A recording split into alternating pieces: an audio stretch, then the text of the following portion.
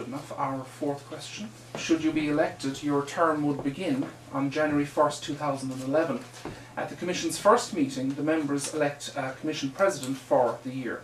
Do you think the presidency of the Commission should be rotated, as was suggested in a Lincoln Journal editorial earlier this year? It's my understanding that most counties in the state do rotate their presidency. And I think it's a good idea. Okay. I think if you get one person in there for a long period of time, that it may become stagnant, that in rotating the people you may get new ideas and so forth that you wouldn't get if the same person was in there over and over and over.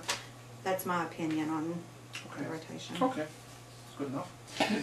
Excuse me. The McCorkle Community Centre became the focus of attention on the campaign trail in recent weeks, following the ending of a one-day-per-week meal service there. What can be done to rectify that situation? Well, I think there's lots of things that can be done. I don't want to get back into, because I will be on a 20-minute, I don't want to get into a whole lot of details about it. I do think that it was closed. It was unfortunate the way it was handled when it was closed. I think that it could have been handled more appropriately than what it was. A lot of things concerned me about the way it was done.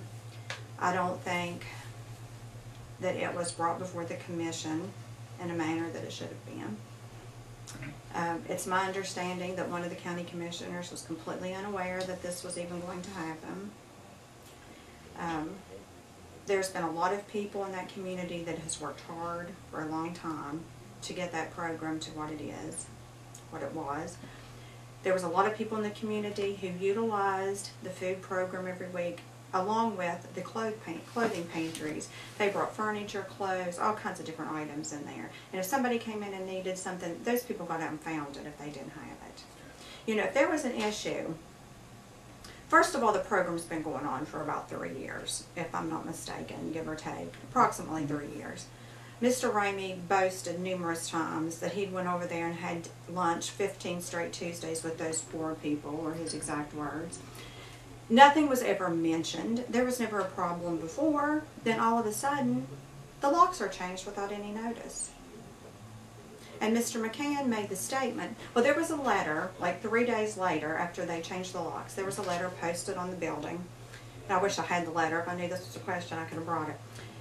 There was a letter posted on the door dated the 18th, and it was from the health department saying there was violations, which I assume were lack of food handlers cards. And that warranted changing the locks, in his opinion. But then he made the statement on WSAZ when he was interviewed that he had called the locksmith 3 weeks prior to that to have the locks changed. Now I have questioned how can one person or 2 people on a commission make a decision like that to change the locks on a county building without bringing it before the entire commission. That's one issue I have with it. Second, if there was a violation in that kitchen, I feel like the health department should have came in, cited them, the violation, gave them an opportunity to correct the violation. And if it was so severe that they felt like it warranted closing the kitchen, then they should have left the other part of the building open. Lock the kitchen down and said we can't have a meal this week or till we get this straightened out. And then, but continued to let the people use what was in there. There was rooms full of clothes that they threw in a dumpster. And after they changed the locks, all that stuff was thrown in a dumpster. Those people were down there dumpster diving, getting stuff out of the dumpster that they needed a couple weeks later after the locks were changed.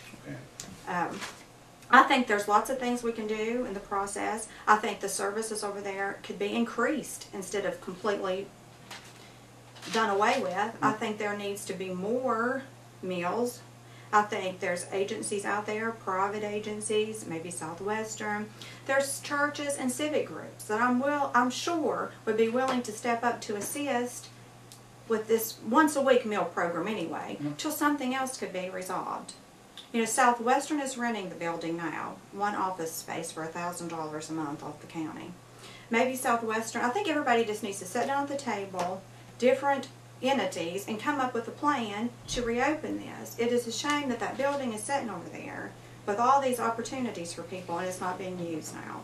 Okay. And I don't think it's a hard fix. I think there's churches over there and different groups that would come in there and be willing to donate their time, you know, in the short period of time until we could get something worked out. Okay. Move on to our next question. What do you think are the 3 most important issues facing the voters in this year's elections in Lincoln County? Well, I think there's a lot of issues, but I've been campaigning a lot lately, and I seem to keep hearing the same things over and over from people. The first concern I hear more often is that we need more deputies on the road. If our budget does not allow the hiring of new deputies, then we need to ensure that the deputies we have are patrolling the whole county, not just specific areas. So I think the the deputies is an issue. I've heard it over and over as a concern of people. Secondly, I think we need to develop a comprehensive economic development plan for the county. Okay. Which, my third issue, is water and sewer. You know, if we do not have infrastructure, we cannot bring in new jobs. We cannot bring in new industry, commercial, residential, anything, if we do not have the infrastructure there to support it. And there's money still out there. There's still stimulus monies, there's grant monies.